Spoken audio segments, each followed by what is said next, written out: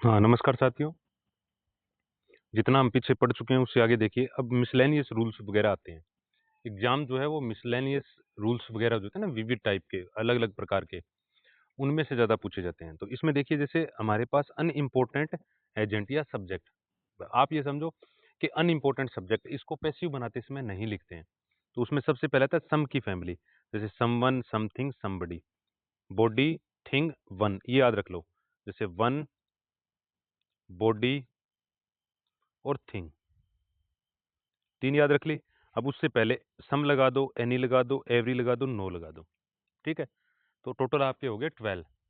जैसे सम बोला तो समबडी, वन बोला someone, somebody, something, anyone, anybody, anything, everyone, everybody, everything, no one या नन, नथिंग या नोबडी, ऐसे। ठीक है? तो उसके अलावा जो बचते हैं, ये सारे सारे अनइम्पोर्टेंट होते हैं। यानी इनको क्या करते हैं कि एक्टिव से जब आप पैसिव बनाओगे ना, तो इनको सब्जेक्ट के तौर पर लिखा नहीं जाता है। ठीक है? इसके अलावा जैसे इसमें कौन बचता है, जैसे आपके हो गया दे, हो गया वी, हो गया वन, हो गया पीपल।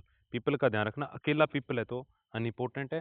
इससे पहले कुछ लग गया, जैसे सम हो गया, फ्यू हो गया, मैनी हो गया, सेवरल हो गया, तब ये इंपॉर्टेंट है। पुलिस, डॉक्टर, टीचर, थिप, रोबर, ऐसे जो हैं ये अनइम्पोर्टेंट है। ठीक है? जैसे देखो, someone has cleaned the room, तो the room has been cleaned, someone को नहीं लिखा।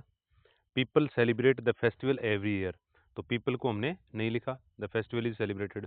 दे बिल्ट, तो दे को नहीं लिखा। ठीक है? Someone is repairing the car is being repaired, हो गया, दे को नहीं लिखा। ठीक है ना? दे को हमने नहीं लिखा। ये पहला पार्ट था। अब इसी में मैं 2-3 पार्ट और बताऊंगा।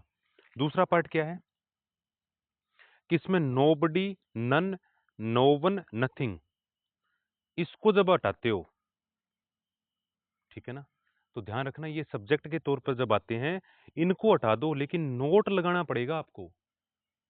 नोट अपनी तरफ से ऐड करना पड़ेगा। जैसे देखो, क्वेश्चन क्या है, नन लाइक्स मी, तो आई एम नोट लाइक्ड। अगर आपने लिखा इसका भी, इसको हटा दिए, ये सब्जेक्ट के तौर पे है, आप बनाते आई एम लाइक्ड, ऊपर वाला सेंटेंस क्या एक्टिव, कि नो वन लाइक मी, नहीं यानी नन लाइक मी, कोई मुझे पसंद नहीं करता। और ये क्या बनाया आपने, आई एम लाइक्ड, मुझे सारे पसंद करते हैं, उत्तर हो गया। लेकिन अगर आप बोलोगे आई एम नॉट लाइक्ड, तो मैं पसंद नहीं किया जाता, इसका मतलब क्या है कि ये होते हैं ट्रांसफॉर्मेशन। मीनिंग नहीं बदलना चाहिए, मीनिंग है नहीं बदलना चाहिए, ये ध्यान रखना है आपको। ठीक है? तो ये दूसरा पार्ट है इसका, दूसरा पार्ट। अब देखिए तीसरा पार्ट।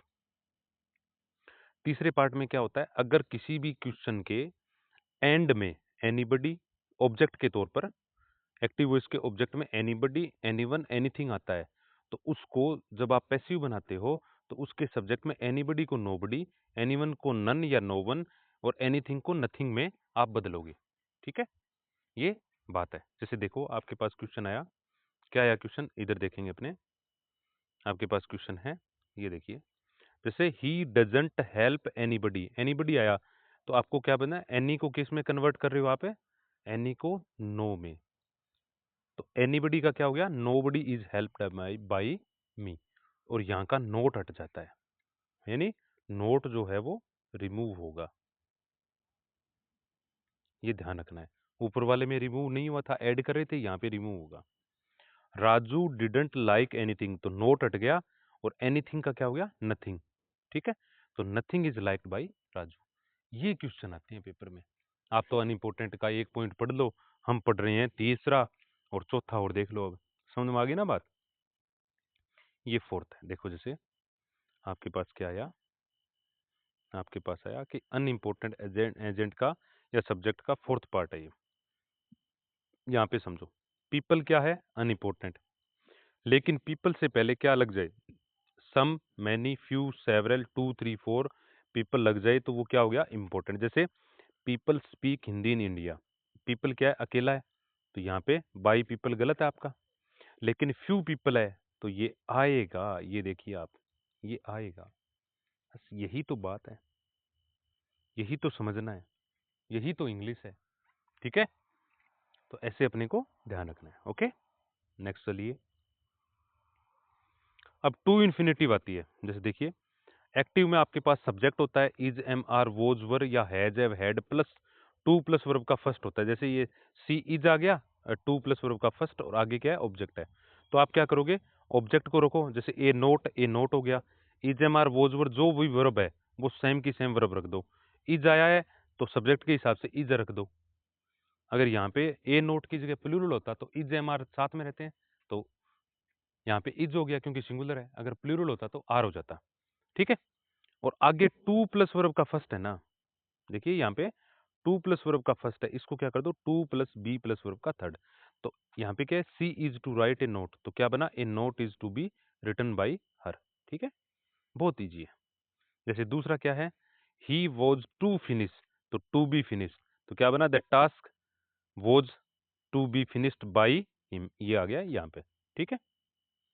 अब देखो it is time, it is time plus to plus verb का फर्स्ट है और नाउन या प्रोनाउन आता है, इसको निकाल के बाहर रख दो आप, और इस नाउन या प्रोनाउन से पहले फोर लगा दो, इतना ही काम है। तो क्या बनेगा, इट इज टाइम का इट इज टाइम, फोर लगा के ये नाउन ले आओ, और टू प्लस वर्ब का फर्स्ट है इसको लास्ट में ले आओ। जैसे it is time to take tea, तो इट इज टाइम फॉर, ये टी हो गया, नाउन या प्रोनाउन, नाउन है ये, to be taken.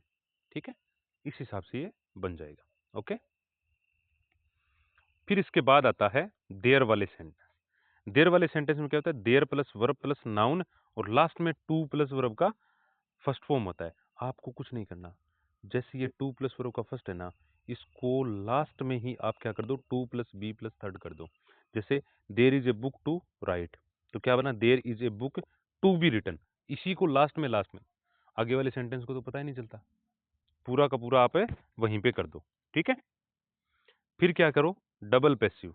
Double passive मतलब सब्जेक्ट प्लस वर्ब और ऑब्जेक्ट होता है, फिर एंड लगा होता है बीच में, और आगे वाले में सब्जेक्ट प्लस वर्ब।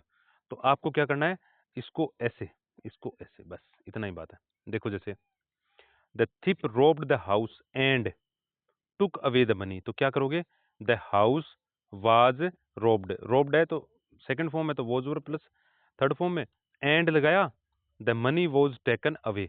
थिप को अपने को लिखने की जरूरत ही नहीं है क्योंकि चोरी चोरी करता है, अनइम्पोर्टेंट सब्जेक्ट में आता है ये। दूसरा देखो, Ravi finish the task and wrote a letter, तो the task was written, the task was finished in second form was written, and a letter was written by Ravi, तो इसको हम लास्ट में लेके चलते हैं। ठीक है, इस हिसाब से अपने को बनाना है। फिर बचा जेरंड। जेरंड का मतलब होता है वर्ब का आईएनजी जो नाउन की तरह काम करता है। जैसे आपने बोला है walking is good for health, walking subject बन रहा है, जेरंड है। स्मोकिंग किल सब्जेक्ट बन रहा है, जेरंड है। ठीक है। बाकी देखो जैसे आपको क्या करना है, नीड प्लस जेरंड, जेरंड का मतलब वर्ब का फर्स्ट प्लस आईएनजी, तो इसको क्या करोगे, to plus be plus verb का थर्ड। जैसे द रूम नीड्स के बाद क्या आया, क्लीनिंग आया, तो क्लीनिंग को क्या कर दिया आपने, बाकी सेम का सेम रख दिया, the room needs to be clean, cleaning को क्या कर दोगे, क्लीन, जैसा हमने पहले पढ़ा था। ठीक है। दूसरा देखिए, object plus gerund plus object अगर ऐसे बना हुआ मिले तो बीइंग प्लस वर्ब कर, द यानी सी हेट्स पीपल, पीपल ऑब्जेक्ट है, एब्यूजिंग द पुअर, ये जो पुअर है ये इस जेरंड का ऑब्जेक्ट है। तो आपको क्या करना है, बीइंग प्लस वर्ब का थर्ड करना है जो ऊपर हमने पढ़ा था। तो सी हेट्स द पुअर इसको ले आओ पहले और बीइंग अब्यूज्ड कर दो। ठीक है। तो ये फिक्स याद कर लेना, इसमें समझ कम है, फिक्स याद ज्यादा है। फिर देखिए नेक्स्ट है टू प्लस गोइंग वाला।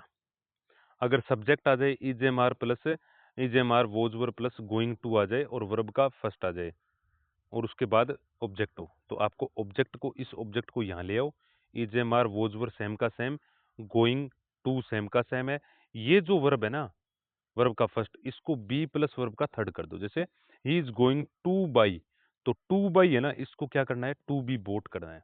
बाकी सब्जेक्ट को ऑब्जेक्ट में आप पहले ही पढ़ चुके हो। ठीक है, ऐसी बात है।